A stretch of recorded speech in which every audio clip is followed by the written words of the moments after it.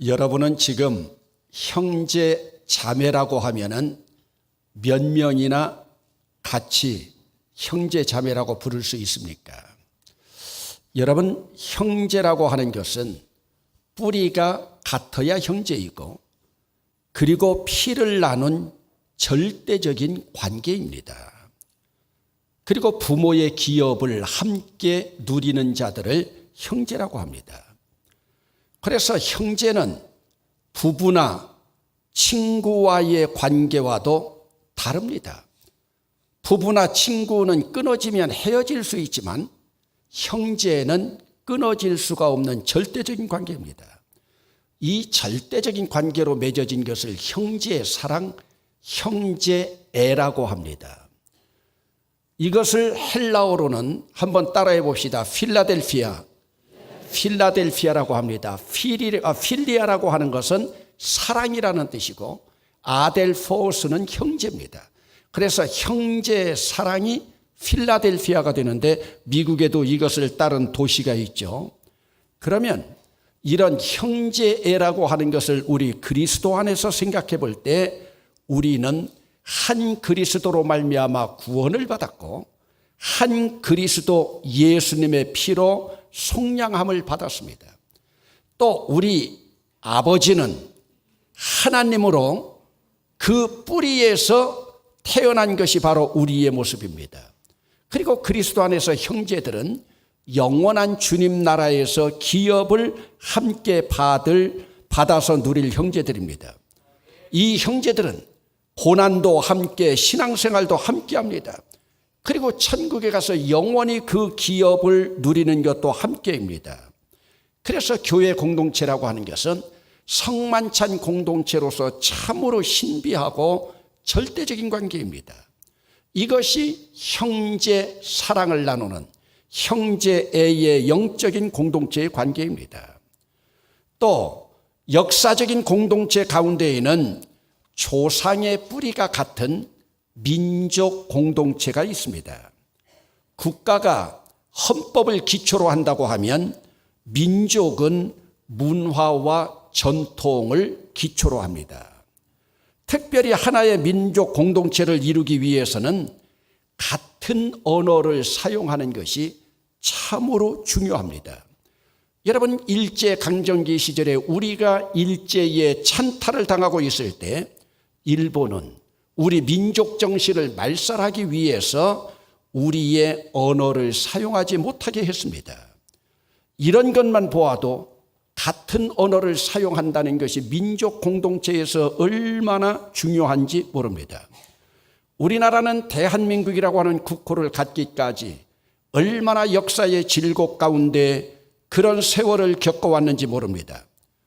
국호가 대한민국이라면 우리의 민족 호는 조선이나 고려라고 하는 단어 속에 더 많이 배어 있습니다.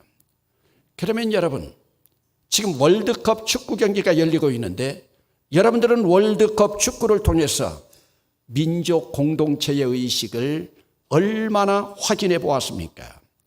아무리 예수 믿는 사람들이 인류 사랑이고 박애정신을 가지고 있어야 한다지만 민족을 향한 뜨거운 열정의 응원은 어쩔 수 없습니다. 오늘 여러분들은 우리나라가 대결을 하지 않는 다른 나라의 시합을 볼 때, 여러분 우리나라를 응원할 때처럼 여러분 손바닥에 땀이 생기면서 긴장하고 있는 모습이 보여집니까? 다른 나라끼리 축구할 경우에 오늘 여러분들은 누구를 응원합니까? 저는 다른 나라가 축구를 할 때 제 나름의 기준이 있습니다.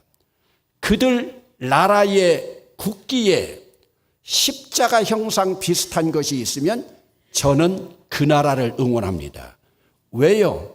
예수 믿는 사람으로 그래도 예수 믿는 십자가 깃발을 응원하는 것이 낫지 않을까 하는 생각입니다. 오늘 새벽에 프랑스하고 아르헨티나가 했습니다. 십자가가 없었습니다. 똑같은 국기인데 하나는 세워져 있고 하나는 가로로 되어 있습니다. 십자가 모형이 아니기 때문에 응원하지 않고 들어가 잤습니다. 그런데 여러분, 세계에서 민족 공동체 의식이 가장 강한 민족이 어느 민족이냐? 바로 히브리 민족입니다. 이스라엘이라고 하는 단어가 국가적인 개념이라면 히브리라고 하는 단어는 민족 혼이 배어 있는 이스라엘 나라의 민족 용어입니다. 그러면 히브리 민족을 단일 공동체로 이끌어온 구심점이 무엇인가? 그들에게는 민족 공동체 의식이 굉장히 강한데 그들의 구심점이 무엇인가? 이것은 언약 백성이라고 하는 구심점입니다. 그들은 하나님 앞에서 택함 받은 언약 백성이라고 하는 자부심으로 언약의 주체 되시는 여호와 하나님을 절대적으로 섬기면서 민족 공동체를 이루어 왔습니다. 여러분, 언약 백성으로서 그들은 선민의식을 갖게 되었고, 이 선민의식은 인간의 뜻은 하나도 개입되지 아니하고 절대적인 하나님의 주권적인 선택이었습니다. 그래서 그들은 값없이 이 특권의식을 갖고 값없이 이 의식을 갖게 되었기에 그 특권을 누리기 위해서는 그만큼 책임감도 따르게 됩니다. 여러분, 하나님께서는 이스라엘 백성들, 히브리 민족에게 언약 백성으로서의 특권을 누리기 위한 책임을 그들에게 부여했는데 그것이 무엇이냐? 하나님을 예배하는 제사법을 제정하셨고 제사를 드리기 위한 절기를 제정하셨습니다.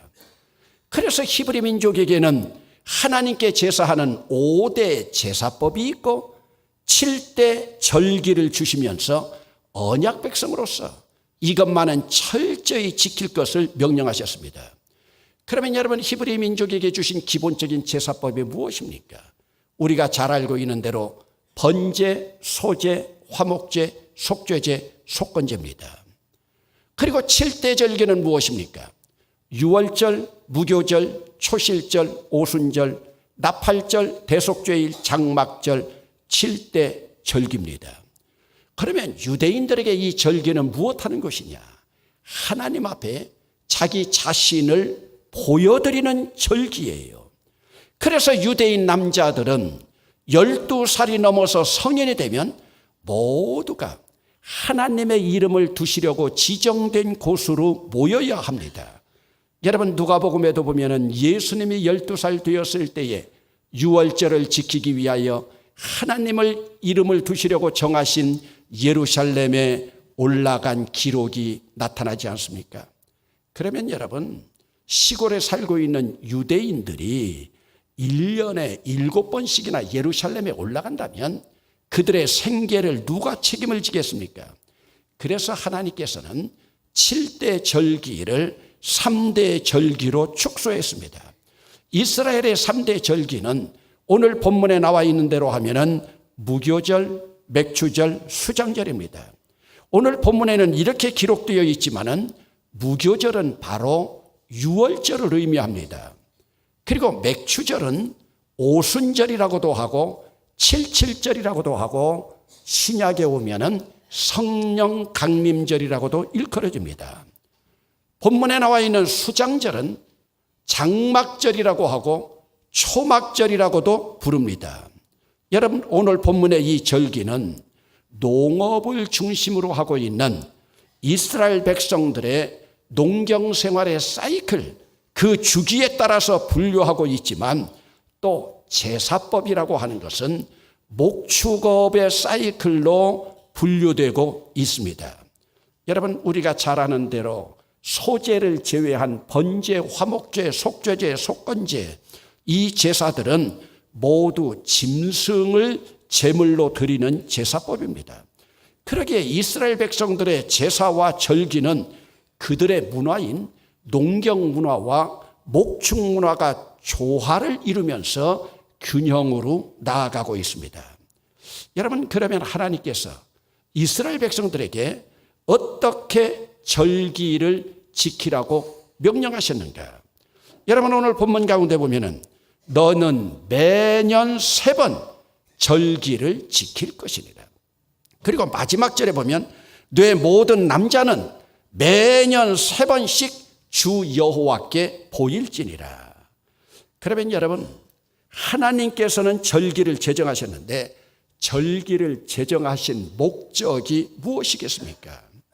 이 절기는 오늘날의 말로 표현하면 명절인데 하나님이 명절을 주신 목적이 무엇일까? 물론 근본적으로 신앙을 위한 목적은 하나님을 경외하는 마음으로 하나님께 예배하는 데 있지만 이것은 다른 표현으로 하면 함께 먹고 즐기기 위함입니다. 우리 명절도 그렇지 않습니까? 그러므로 기독교 신앙의 뿌리는 주님과 함께 즐거워하고 기뻐하는 것입니다. 여러분, 그것이 좀 어렵습니까? 그렇다면은 오늘 우리는 하나님께서 오늘 우리에게 명절을 주신 목적은 우리 믿는 사람들이 잘 놀 줄 알아야 된다는 말씀입니다. 여러분, 잘 놀고 즐기는 것이 하나님 앞에 경건이에요. 우리나라는 어찌된 영문인지 경건이라고 하면 놀 줄도 모르고 거룩한 것이 경건으로 착각하고 있습니다. 여러분, 예배라고 하는 것도 엄밀한 의미에서 보면 하나님 앞에 즐겁게 노는 것이 예배입니다. 그러기에 하나님 앞에서 예배하는 오늘 이 시간에도 여러분들이 예배 시간이 지겹고 짜증나고 지루하다면 하나님 앞에 바른 예배를 드리는 것이 아닙니다. 여러분, 절기의 기본이라고 하는 안식일을 보세요. 안식이 엄밀한 의미에서 뭐 하는 날입니까? 쉬는 날이에요. 놀고 즐기는 날이에요. 그러기에 기독교는 축제의 종교입니다. 기독교는 잔치의 종교입니다. 때로 어떤 사람들 주일날 교회에 와서 점심을 들고 또 교회에서 점심을 공개하는데 어떤 사람들이 그럽니다. 교회가 너무 먹고 마시는데 치중하는 것 아니냐 항변하는 사람들이 있습니다. 여러분, 축제와 잔치집에 먹거리가 없다고 하면 어떻게 축제가 되고 잔치가 되겠습니까? 축제와 잔치에는 언제나 먹거리가 풍성해야 됩니다.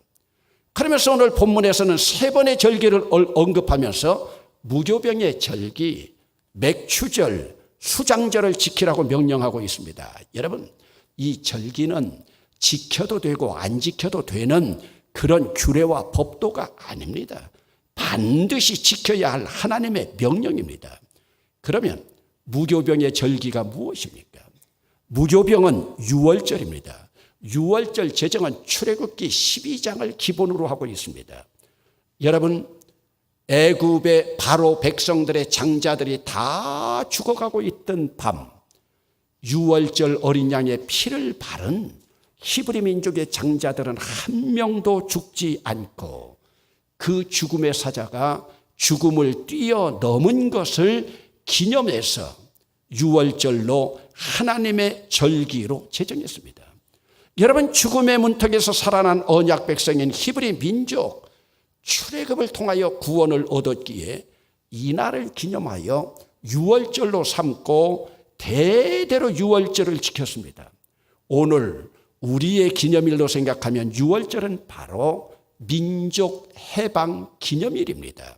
430년 노예로 있었던 이스라엘 백성들에게 하나님께서 해방을 선포하신 그들에게 구원의 감격을 체험하는 것이 유월절입니다.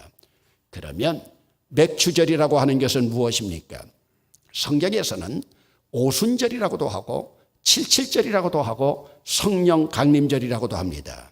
이날은 유월절이 지난 안식일 이튿날부터 시작해서 7 안식일 지난 이튿날, 쉽게 말씀드리면 초실절에서 정확하게 50일째 되는 날입니다. 이날은 이스라엘 백성들이 보리와 밀농사를 짓고 하나님 앞에 감사 제물을 드리는 날이에요. 여러분, 우리나라는 쌀농사가 주류를 이루고 있지만 중동 지역에서는 물이 많지 않기 때문에 쌀농사보다는 밀농사와 보리농사가 그들에게는 더 큰 의미가 있고 또 밀과 보리가 바로 그들의 주식이었습니다. 우리나라는 기독교가 전파되면서 우리나라의 농경 문화에 맞춰서 보리 농사, 밀 농사가 다 끝나고 1년 중 절반을 지난 7월 첫 주를 맥주 감사절로 지키게 되었습니다. 그러기에 여러분, 맥주절이라고 하는 것은 6월절보다는 조금 더 성숙한 6월절이 구원의 감격이라고 하면은 맥주절은 구원의 감격으로 살아가는 자들이 하나님의 영으로 충만해서 성령으로 충만한 성숙된 절기를 의미하고 있습니다. 그리고 수장절이라고 하는 것은 장막절이라고도 하고 초막절이라고도 하는데, 이는 출애굽한 백성들이 광야에서 그들이 장막을 치고 초막을 치고 살았던 아픈 과거의 역사를 회상하면서 그들은 장막절, 풀로 장막을 만들었던 추억을 살리기 위해서 초막절이라고도 합니다. 그리고 수장절이라고 하는 의미는 추수가 끝난 후에 하나님 앞에 감사하는, 요즘으로 말하면 추수감사주의를 일컫습니다. 그래서 이날은 1년을 지내온 은혜에 감사해서 제사를 드리는, 그러면 맥주절은 지나온 6개월을 지나므로 추수감사절은 지나온 1년을 하나님 앞에 감사하는 절기입니다. 여러분, 그러면 이 3대 절기를 지켜나가는데 3대 절기에 똑같이 있는 공통점이 무엇인가? 그것은 빈손으로 내 앞에 나오지 말지니라는 겁니다. 빈손으로는 내 앞에 나오지 말라. 제사에는 제물이 필수적이듯이 예배에는 예물이 없으면 예배를 할 수가 없습니다. 그래서 이스라엘 백성들에게 절기는 빈손 들고 하나님 앞에 나가는 날이 아닙니다. 반드시 감사의 표식이 있어야 합니다. 그러기에 절기는 하나님 앞에 제물과 예물을 준비해서 바치는 날입니다. 제물로 하지 않고는 제사가 될 수 없었습니다. 그러면 하나님께서 이런 절기를 주신 기본 정신이 무엇인가? 기본 정신이 무엇인가? 하나님께서 절기를 주신 정신은 하나님의 언약 백성으로 살아가는지 확인하는 일입니다. 하나님의 절대적인 주권으로 히브리 민족을 선민으로 택하심에 대한 하나님의 확인 방법이에요. 그러면 이스라엘 백성들이 절기를 지키면서 기본적으로 지켜야 할 그 마음 자세가 무엇이겠습니까? 하나님의 백성으로서, 언약 백성으로서 선민의식을 가지고 살아가는 자들의 그 마음 자세가 무엇일까? 여러분, 이스라엘 백성들 중에 남자는 1년에 3번씩 빈손으로 나오지 않고 하나님 앞에 자기 자신을 보이라고 말씀하고 있습니다. 이 규례가 있습니다. 그러면 이 밑바닥에 흐르고 있는, 이 밑바닥에 깔려있는 정신이 무엇인가? 그것은 1년에 최소한도 3번씩 하나님 앞에 보이면서 확인할 자세는 은혜와 감사입니다. 그러기에 기독교인으로서 지녀야 할 가장 기본적인 자세가 은혜와 감사입니다. 여러분, 은혜라고 하는 것이 무엇입니까? 헬라어로 따라합시다. 카리스입니다. 하나님께서 값없이 주신 선물입니다. 인간의 편으로 바라보면 하나님으로부터 값없이 받은 선물이에요. 우리는 그 은혜로 말미암아 하나님의 자녀가 되었고 천국 백성이 되었습니다. 이것은 전적인 하나님의 주권적인 선물이었습니다. 오늘 우리는 이 은혜를 가슴에 새기고 있는가? 우리 주님은 이 은혜를 언제나 확인하시기를 원합니다. 그러기에 오늘 우리는 이 은혜로만 살아가는 거예요. 그러면 우리가 은혜로 살아간다고 하는 것이 무엇으로 증명되는가? 은혜라고 하는 것은 눈에 보이지 않는데 무엇으로 증명할 것인가? 바로 감사입니다. 감사는 헬라어로 따라합시다. 유카리스. 카리스가 은혜라면 유카리스는 감사입니다. 이것은 카리스라고 하는 은혜 앞에 더 잘이라고 하는 단어가 붙어 있습니다. 그러기에 감사와 은혜는 단어가 어원적으로도 같은 뿌리를 두고 있습니다. 오늘도 우리 입술에서 감사가 넘쳐나고 있는가? 여러분 입술에서 감사가 넘치면 은혜가 살아있는 것이고, 감사가 떠나버렸으면 은혜도 떠난 것입니다. 그리고 하나님 앞에 예물로 감사하지 않은, 예물로 표현하지 않은 감사는 진정한 감사가 아닙니다. 여러분, 감사의 상대적인 용어가 무엇입니까? 감사의 상대적인 용어는 원망, 불평, 불만, 분노입니다. 이스라엘 백성들이 하나님의 은혜에 감사하지 않고 원망과 불평과 분노했기 때문에 젖과 꿀이 흐르는 가나안 땅에 들어가지 못하지 않았습니까? 하나님은 지금 이런 절기를 통해서 수시로 하나님에 대한 은혜, 하나님께 대한 감사를 확인하고 점검하기를 원하십니다. 그러면 여러분, 오늘 우리는 이렇게 항변할 수 있습니다. 목사님, 그러면 하나님께서 구약시대 이스라엘 백성들에게 명령한 것을 지금 우리가 꼭 지켜야 하는가?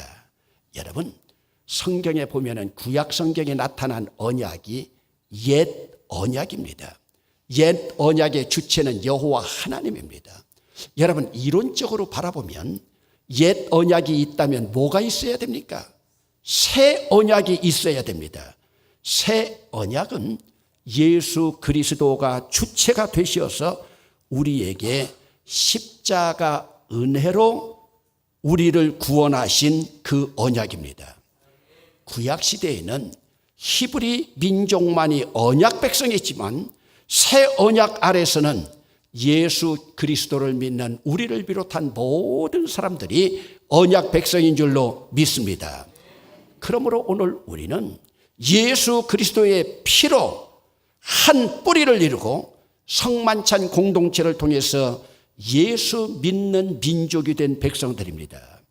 이제 새 언약 아래서는 히브리 민족만이 아니라 우리 모두가 예수 그리스도의 십자가 아래서 언약 백성이 되었습니다. 여러분, 오늘 우리는 옛 언약 아래 있다면 우리는 선택받지 못했지만 지금은 새 언약 아래서 바로 우리가 주인공이 되었습니다. 우리는 이런 주님의 은혜를 매 순간마다 감격하면서 마음에 새기면서 감사해야 됩니다. 이 은혜가 넘쳐서 감사가 충만할 때 오늘 우리 교회의 공동체는 주님 나라를 이루게 될 줄로 믿습니다.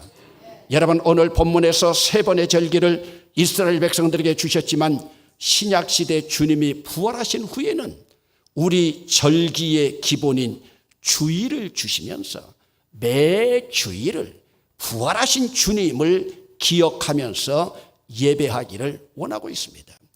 오늘 우리는 맥주절이지만은 이 절기의 기본은 주일입니다. 그렇다면 우리 주일은 날마다 주님 앞에 춤추면서 은혜와 감사로 나아가야 하는 날입니다. 다시 한번 강조하지만 기독교는 여러분 축제의 종교입니다. 잔치의 종교입니다. 그래서 우리는 그리스도 안에서 잘 즐기고 잘 놀 줄 알아야 됩니다. 이것이 바로 그리스도인의 행복입니다. 이런 절기를 주신 하나님의 뜻을 헤아리면서 오늘 우리 대봉 공동체가 은혜로 즐기고 감사함으로 하나님을 찬양하며 기쁨으로 나가는 아름다운 공동체, 금년 후반이 되시기를 주의 이름으로 축원합니다.